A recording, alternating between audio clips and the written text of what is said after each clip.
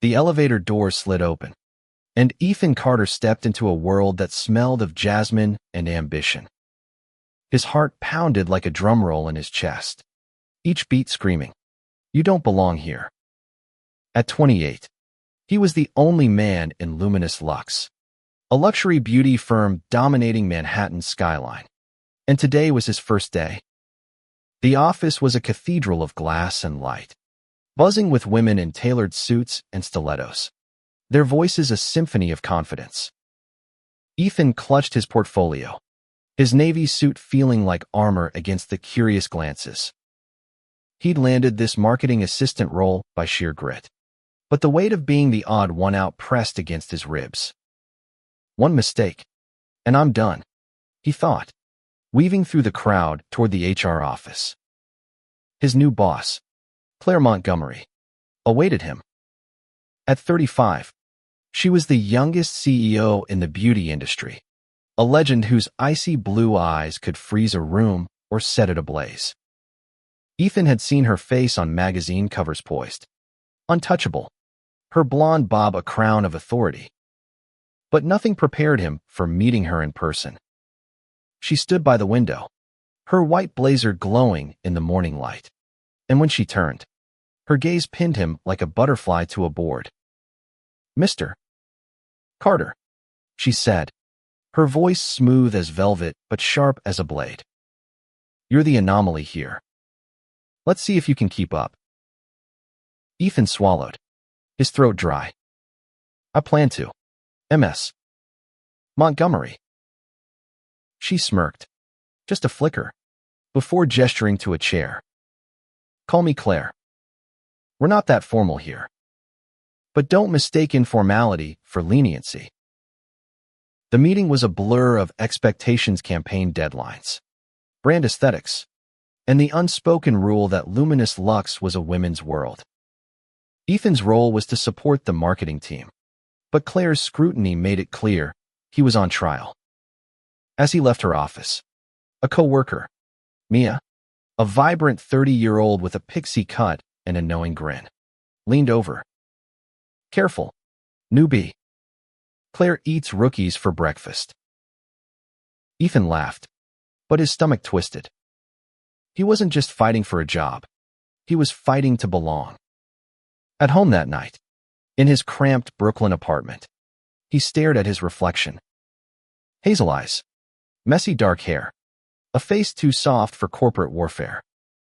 He'd grown up in a small Ohio town, where being openly bisexual meant whispers and sideways glances. New York was supposed to be his escape, but Luminous Lux felt like another battlefield. The next morning, Ethan arrived early, determined to prove himself. He dove into a campaign for a new fragrance, Elysium, meant to embody timeless desire. His ideas bold. Inclusive visuals featuring diverse couples earned nods from the team, but a raised eyebrow from Claire. "Risky," she said during the pitch review, her pen tapping the table. "But intriguing. Refine it." Her words lit a spark in Ethan. He spent late nights sketching concepts, blending masculine and feminine aesthetics, weaving in subtle nods to queer love. He didn't notice Claire watching him from her office, her expression unreadable. By week 2, he was exhausted but exhilarated, his ideas gaining traction. Mia became his ally, sneaking him coffee and gossip. "Claire's impressed," she whispered one day. "She doesn't say it, but I see it." Ethan didn't believe her. Claire was a fortress, polished, distant, her every move calculated. Yet during a late-night brainstorming session, when the office was empty, she lingered by his desk. "Why this angle?" she asked, pointing to a sketch of two men embracing under starlight. Her tone wasn't accusatory, just curious.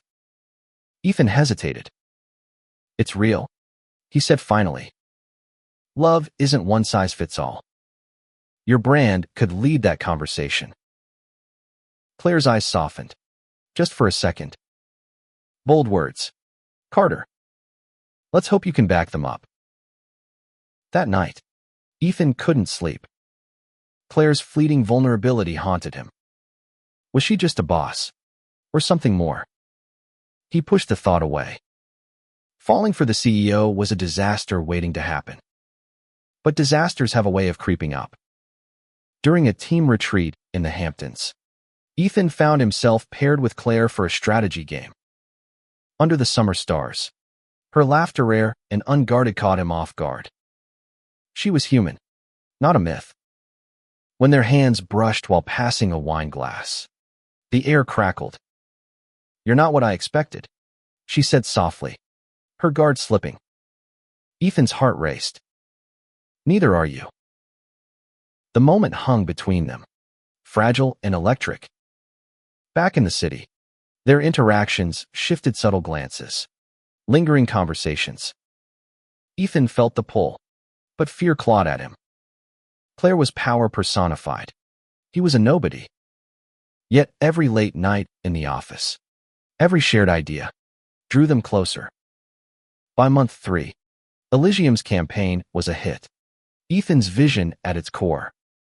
At the launch party, Claire raised a glass to him in front of the team. "To Ethan," she said, her voice warm, "for reminding us what bold looks like." The crowd cheered, but Ethan saw only her. Later, in a quiet corner, she leaned close. "You're dangerous, Ethan Carter," she whispered. "You make me want things I shouldn't." His breath caught. "Like what?" Her smile was a secret, but her eyes burned. "We'll see." The line between professional and personal blurred, and Ethan knew he was falling hard. But in a world built on appearances, could love survive the spotlight? The launch party's glow faded, but the heat between Ethan and Claire lingered like a pulse.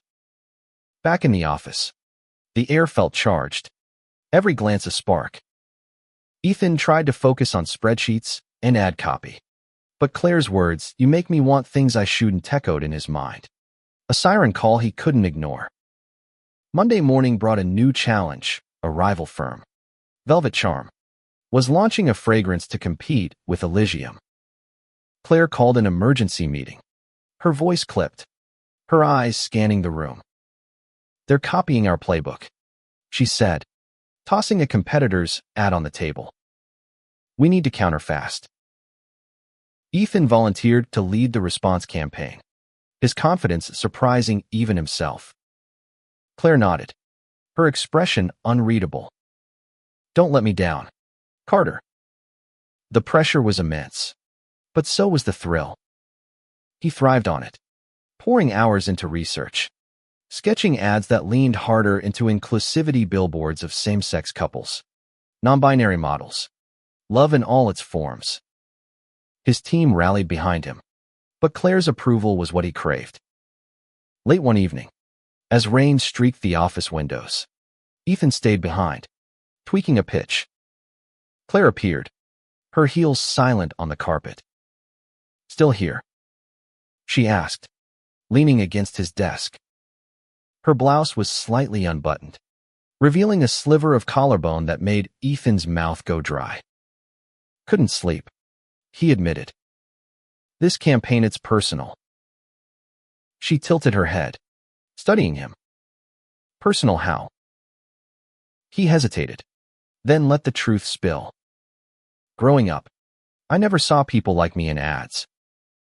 Bisexual, small town, figuring myself out. I want Elysium to be a mirror for someone else." Claire's gaze softened, but her voice stayed firm. "That's why I hired you. You see what others miss." She paused, then added, "But don't let it cloud your judgment. This industry eats dreamers." Her words stung, but her proximity burned. Their knees brushed under the desk, and neither pulled away. "I'm not just a dreamer," Ethan said, his voice low. "I'm here to win." She smiled, a rare, genuine curve of her lips. "Good. I like winners." The moment stretched, taut and dangerous. Ethan's pulse raced as Claire's hand hovered near his, then retreated. She stood abruptly. Get some rest. Ethan. We need you sharp. He watched her leave, her silhouette a ghost in the dim light. Sleep was impossible after that. His mind churned with her scent citrus and stealing the unspoken line they were towing. Falling for Claire wasn't just risky. It was career suicide. Yet every interaction felt like a step toward the edge. The counter-campaign took shape. Ethan's vision pushing luminous Lux into uncharted territory. Social media buzzed with previews, and the industry took notice. At a strategy session, Mia nudged him. You're killing it, but watch your back. Some of the team think you're Claire's pet project. Ethan frowned. I'm earning my place. Sure, Mia teased, but you're also her favorite. Don't pretend you haven't noticed. He hadn't. Not really. But the whispers grew louder, and so did the stakes. Velvet Charm's launch was a week away, and Claire was relentless, pushing the team to outshine them. During a late-night review, she kept Ethan after the others left. Your ideas are brilliant, she said, her voice softer than usual. But they're making waves. Not everyone's happy. Let them talk, Ethan replied, bolder than he felt. I'm here for the work. Her eyes searched his. Are you? Or is there something else keeping you here? The question hung like a guillotine. Ethan's heart pounded. What if there is? Claire stepped closer, her breath warm against his cheek. Then we're both in trouble. Before he could respond, her phone buzzed, shattering the moment. She stepped back, her mask slipping back into place. Focus on the campaign, she said, turning away. We can't afford distractions. Ethan nodded, but his chest ached. The campaign became his anchor, a way to channel the chaos of his feelings. He worked late, slept little, and dreamed of Claire's voice. When the counter-campaign launched a series of raw, emotional ads featuring real couples sharing their stories went viral. The internet exploded with praise, and Luminous Lux's stock soared. At the celebration, Claire found him by the bar. You did it, she said, her eyes bright with something more than pride. You changed the game. We changed it, Ethan corrected, his voice steady despite the storm inside him. Her hand grazed his arm, a fleeting touch that set his skin on fire. Careful, Ethan, she murmured. You're making it hard to stay professional. He met her gaze, unflinching. Maybe I don't want you to. The words hung between them, a challenge and a promise. Claire's lips parted, but before she could speak, a colleague called her away. Ethan watched her go, knowing they'd crossed a line they couldn't uncross. The campaign was a triumph, but the real battle was just beginning. The triumph of Elysium's counter-campaign should have been Ethan's high point, but the office air grew thick with tension. Whispers followed him, some admiring, others venomous. Claire's favorite, they called him, as if his work didn't speak for itself. At 28, he was used to being an outsider, but the sting of being reduced to a rumor cut deeper than he'd expected. Claire, too, seemed to feel the shift. Her meetings were sharper, her gaze more guarded. Yet when their eyes met across the conference room, the unspoken heat between them flared. Ethan tried to bury it in work, but every late-night email from Claire, every good job laced with something softer, pulled him back. A new project landed, a global campaign for Elysium's expansion into Europe. Ethan was tasked with leading creative direction, a role that cemented his place but also painted a target on his back. During a brainstorming session, a senior marketer, Rachel, 40, with a steely demeanor, challenged his ideas. This inclusivity angle is cute. Ethan. But it's niche. We need mass appeal. Ethan's jaw tightened. Love isn't niche. It's universal. Our numbers prove it. Rachel smirked. Numbers don't mean loyalty. Claire's backing you now, but she's fickle. The room went quiet. Claire, at the head of the table, didn't flinch. Rachel, if you have data to counter Ethan's, I'm listening. Otherwise, we move forward. Rachel's eyes narrowed, but she backed off. Later, Mia warned Ethan, Rachel's gunning for you. She's been here 10 years and doesn't like being outshined. Ethan shrugged, but the warning stuck. He threw himself into the global campaign, sketching ads that wove cultural diversity with raw emotion. He worked late, often alone, until one night Claire joined him. The office was silent, the city glittering beyond the windows. You're pushing too hard, she said, sitting on the edge of his desk. You'll burn out. I can handle it, Ethan replied, his voice rough from exhaustion.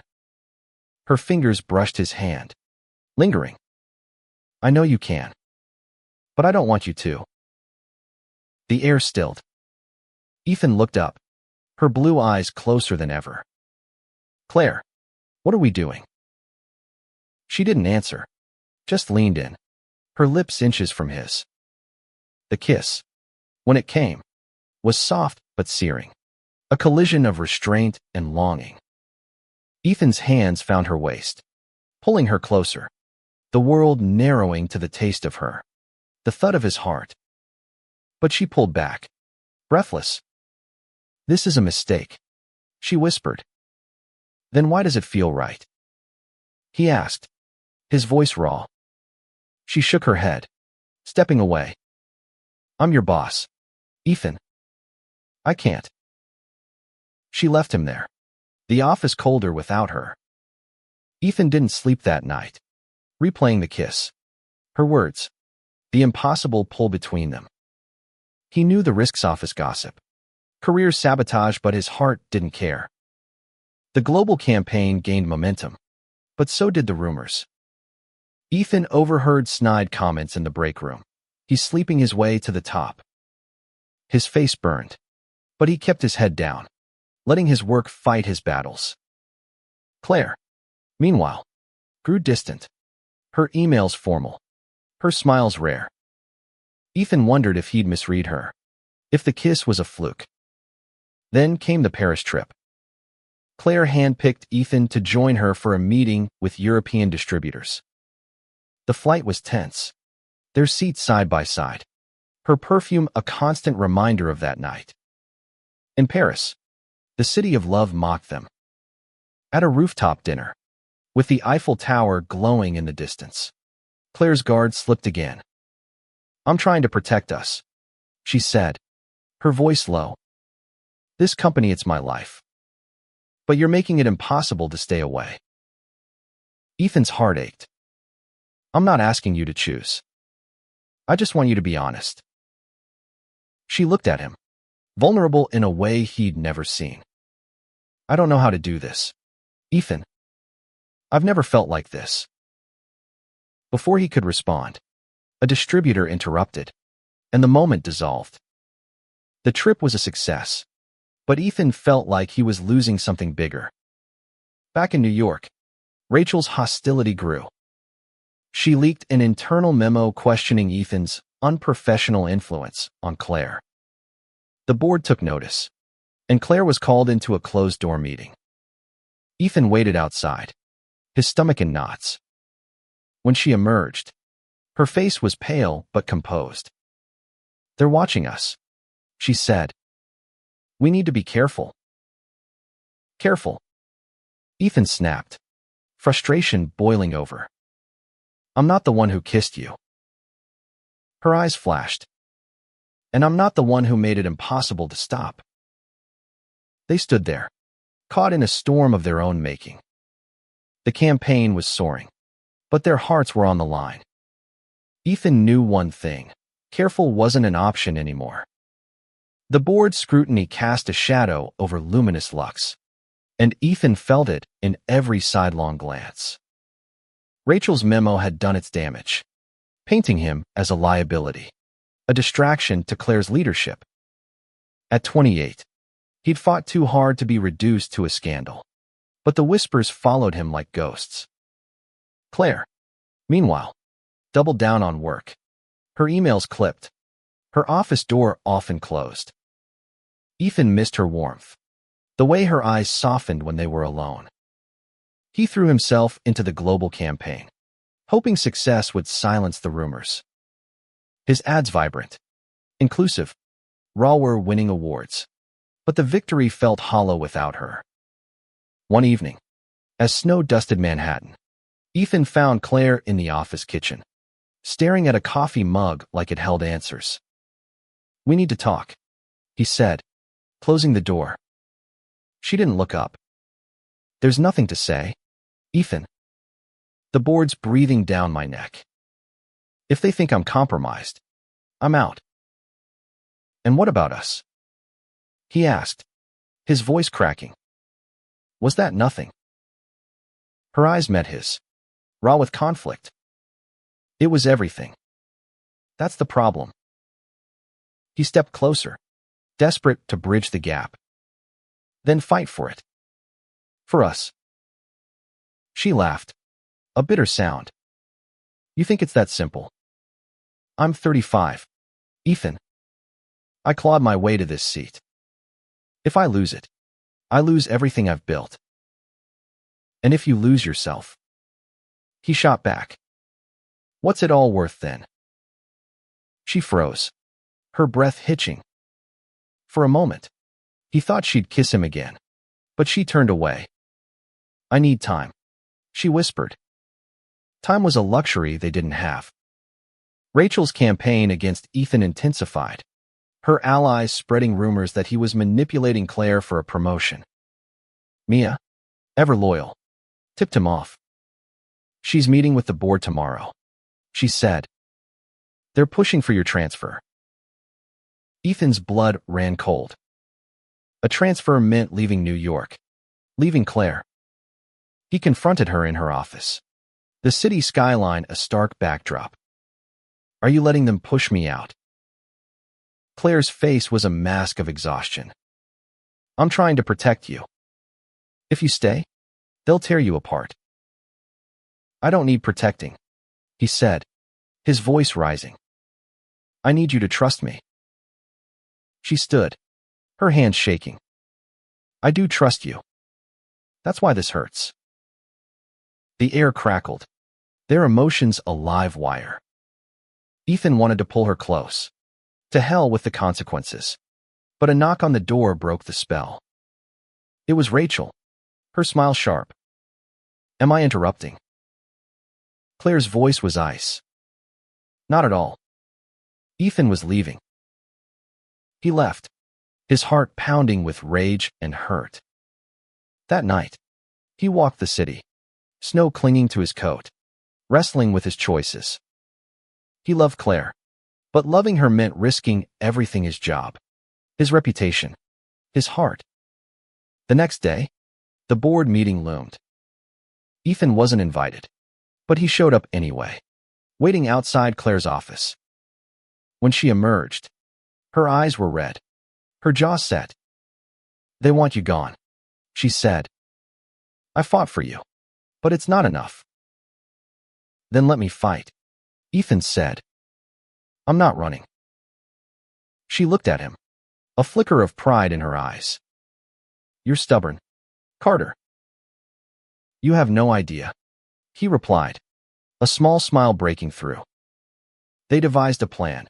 Ethan would present the final global campaign pitch directly to the board, proving his value. It was a gamble, but he had nothing to lose. He spent the night preparing, pouring his heart into every slide, every word. The campaign wasn't just about Elysium, it was about love, identity, and the courage to be seen. The boardroom was a gauntlet of stern faces, Rachel's among them.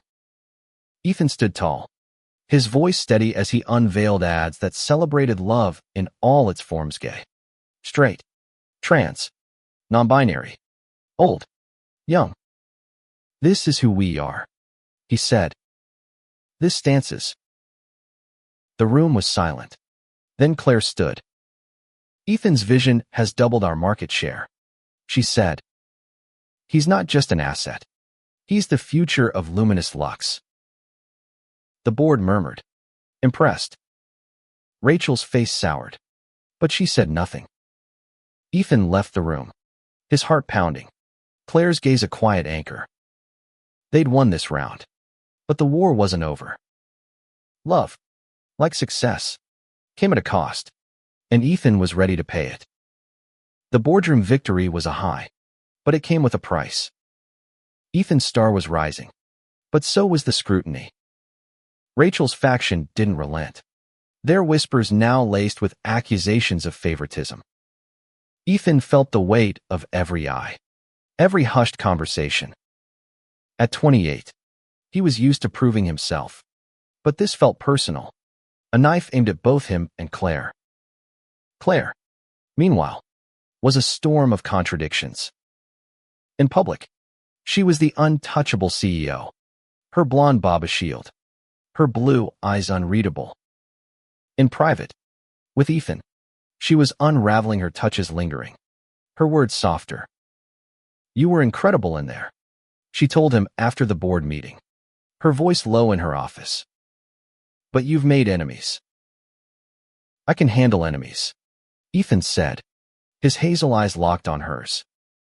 "Can you handle me?" Her laugh was a rare gift, but it faded fast. "This isn't a game, Ethan. If we slip, they'll bury us both."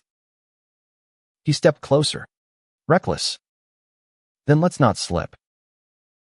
Her breath caught, but she didn't pull away. Their kiss was hungrier this time, a desperate clash of lips and hands, the office desk digging into Ethan's thigh. When they broke apart, Claire's eyes were wild. "We can't keep doing this," she said, but her fingers stayed tangled in his shirt. "Then stop," Ethan challenged, knowing she wouldn't. She didn't. Their stolen moments grew: late nights in her office, a brush of hands in the elevator, a shared coffee in a diner at 2 a.m. Each encounter was a risk, but Ethan was addicted to her, the way her voice softened when she said his name, the way her strength cracked just for him.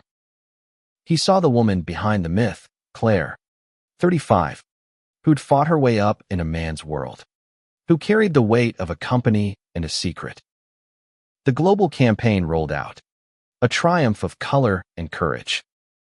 Billboards lit up Times Square, featuring couples of every kind, their love bold and unapologetic. Social media exploded with praise. But Rachel's allies spun a new narrative.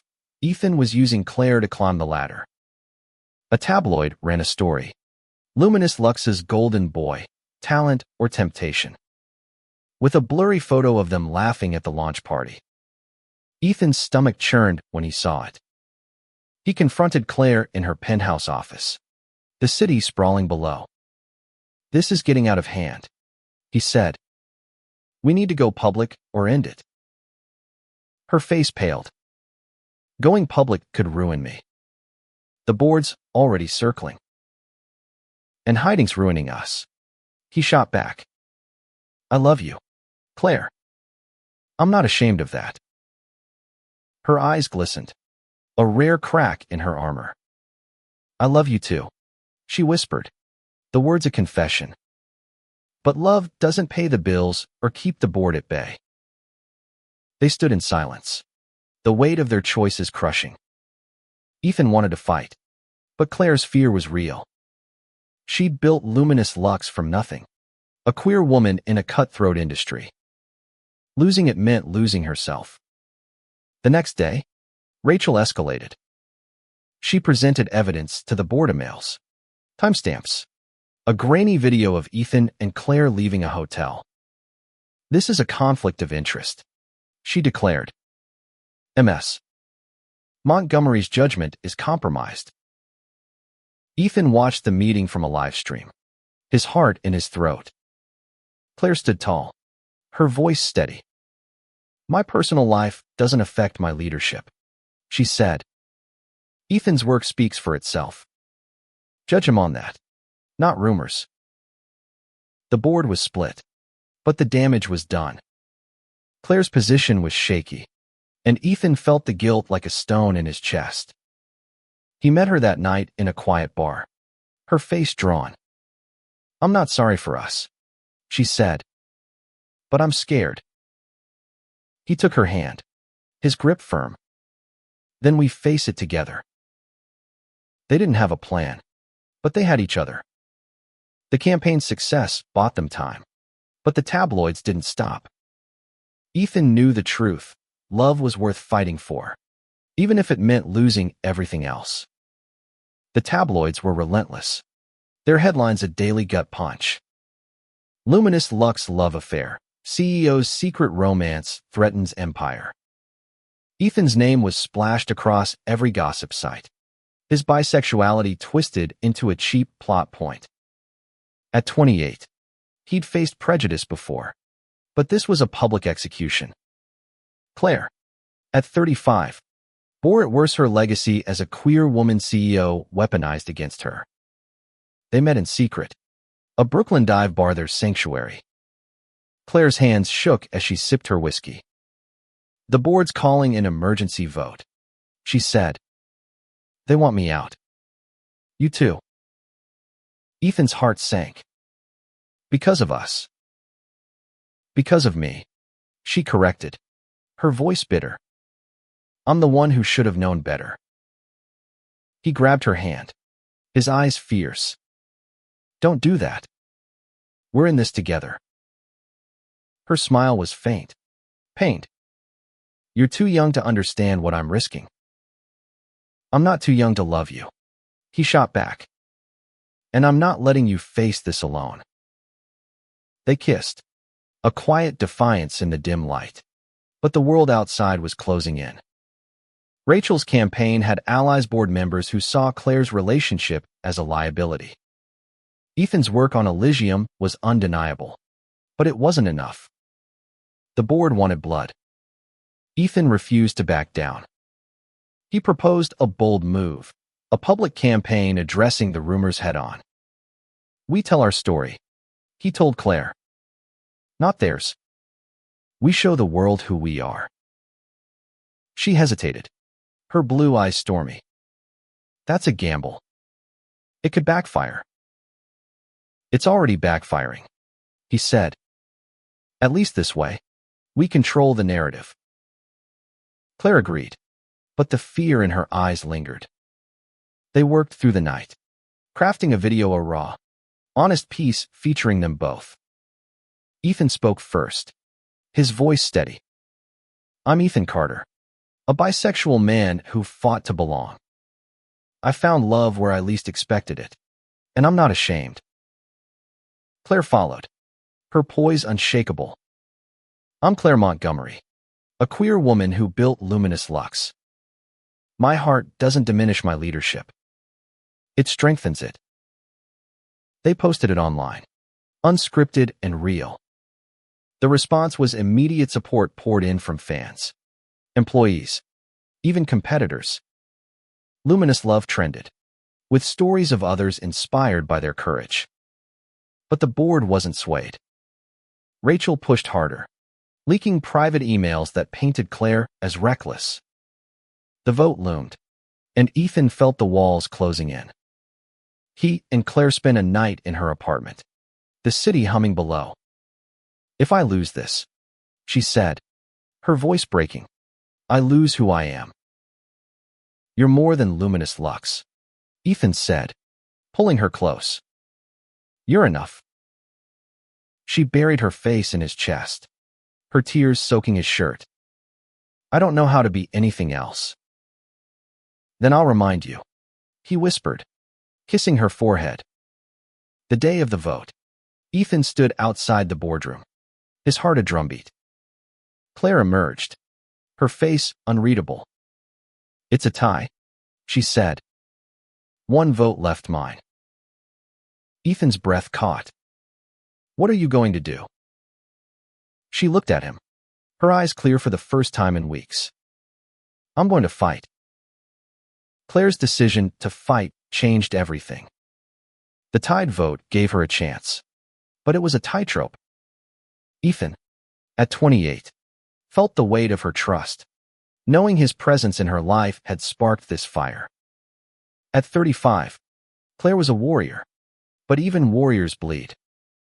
They leaned on their allies, Mia, the marketing team, even some board members moved by their video. The public's support was a tidal wave, with Elysium's inclusive ads now a symbol of their defiance. Ethan and Claire planned a final move, a live event to showcase the campaign's impact, inviting real couples from the ads to share their stories. The event was set in a Manhattan ballroom, glittering with lights and hope. Ethan stood backstage, his suit crisp, his heart racing. Claire, in a sleek black dress, looked like a queen, but her hand trembled in his. This has to work, she whispered. It will, he said, squeezing her hand. We're unstoppable. The event was electric. Couples spoke of love, acceptance, and the courage Elysium gave them. A trans woman, 25, shared how the campaign made her feel seen. A gay couple, both 40, talked of their wedding plans, inspired by Luminous Lux's boldness. The crowd roared, and social media lit up with luminous love. But Rachel hadn't surrendered. She crashed the event with a reporter, cornering Claire during a break. You're risking the company for a fling, Rachel hissed, her voice low but venomous. Claire's eyes blazed. This isn't a fling. It's love. And it's bigger than your vendetta. Ethan stepped in, his voice calm but firm. You're fighting the wrong battle, Rachel. The world's moving forward. Join us or get left behind. Rachel stormed off, but the damage lingered. The board's final vote was hours away, and Ethan knew it could go either way. He and Claire retreated to her office, the city a blur outside. If we lose, she said, I want you to know you're worth it. He kissed her, slow and fierce. We're not losing. They stayed up all night, strategizing, laughing, crying. Ethan saw Claire and knew not just the CEO, but the woman who'd fought her whole life to be seen. He loved her for it, every scar and strength. The morning of the vote, they walked into the boardroom hand in hand, a quiet rebellion. Claire cast her vote, her voice unwavering. I choose Luminous Lux. And I choose Ethan. The room was silent, the air thick. Ethan's heart pounded, but he stood tall, ready for whatever came next. The boardroom was a battlefield, and Ethan and Claire were its warriors. The vote was counted in silence, each tick of the clock a hammer on Ethan's nerves. At 28, he'd never felt so much at stake, not just his job, but the woman beside him, her hand warm in his. Claire, 35, stood like a statue, her blue eyes fixed on the board. The chairman spoke, his voice dry. By a margin of one vote, Claire Montgomery retains her position as CEO. Ethan Carter remains in his role. Relief crashed over Ethan like a wave. Claire's grip tightened, her smile small but real. They'd won not just their jobs, but the right to be themselves. The board dispersed, Rachel's face a mask of defeat. She left without a word, her allies trailing behind. Outside, the city hummed, unaware of the war they'd fought. Ethan pulled Claire into a quiet corner, kissing her until they were breathless. We did it, he said, his voice thick. You did it, she corrected, her eyes shining. You made me believe in us. The aftermath wasn't easy. Tabloids lingered, But the public's love for luminous love drowned them out. Elysium's global campaign broke records, its message of inclusive love resonating worldwide. Ethan and Claire went public, not as a scandal, but as a statement. They attended galas together, their hands linked, their story a beacon for others. At a quiet dinner months later, in a cozy restaurant overlooking the Hudson, Claire raised her glass. To us, she said. To love that fights. Ethan clinked his glass against hers, his heart full. To love that wins. They'd faced the fire and emerged stronger, their love a testament to courage. Luminous Lux thrived, its legacy no longer just beauty, but truth. Ethan, the only man in a women's world, had found his place not just in the firm, but in Claire's heart. And that was worth everything.